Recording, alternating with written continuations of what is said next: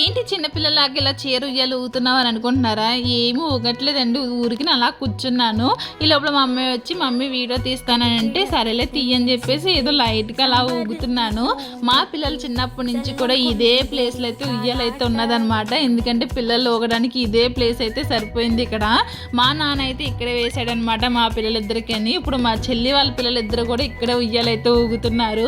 ఈ ఉయ్యాలకి ఇదే ప్లేస్ వచ్చొచ్చిద్దేమో, అందుకే ఇప్పుడు దాకా కూడా ఇక్కడే ఉయ్యాలైతే వేస్తున్నాము. ఎన్ని రింగులు ఉన్నా సరే ఇంకా అలా కాసేపు అయితే ఉయ్యాలైతే ఊగిన తర్వాత ఈవినింగ్ అయితే పిల్లలైతే బయట ఆడుకుంటా ఉన్నారు.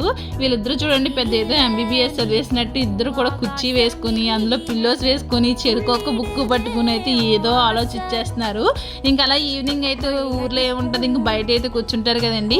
ఇంకా అందరు కలిపి అయితే బయట అయితే కూర్చున్నారు. నేను కూడా వెళ్ళి ఇంకా పిల్లలతో పాటు కాసేపు అయితే బయట అయితే కూర్చున్నాను. మేమందరం బయట ఉన్నాం కదా, మరి మా ఊడు ఎక్కడ వదుకుని ఉండాలి కాబట్టి ఇంకా వాడైతే ఉయ్యాలైతే ఎక్కడనమాట. అరలే ఉయ్యాలు ఊతున్నాడు కదా అని చెప్పేసి ఇంకా కాసేపు అయితే బయటకు వెళ్ళాను. ఇంకా బయటకు వెళ్ళాను లేదా నా వెనకాల వచ్చి మళ్ళీ జామ చెట్టు అయితే ఎక్కడండి. పల్లెటూరులో ఏంటంటే ఇంటికి ఒక జామ చెట్టు అయితే ఉంటుంది. జామకాయలు ఎప్పుడు కావాలన్నా సరే కోసుకొని తినచ్చు. అదే సిటీలో అయితే కొనుక్కొని తినాలి. ఇలా ఊర్లో ఇలాగ ఇంటికి ఒక చెట్టు, ఇంటికి ఒక మామిడికాయ చెట్టు ఉన్నప్పుడు బయట అలా సిటీల్లో కొనుక్కోవాలంటే అసలు కొనబుద్ధి అవుతుంది అనమాట. ఇలా అలవాటు అయిపోయి సో ఇంకా అలాగే ఇంక పిల్లలతో కాబట్టి ఈవినింగ్ అయితే బయట అయితే కూర్చున్నాం.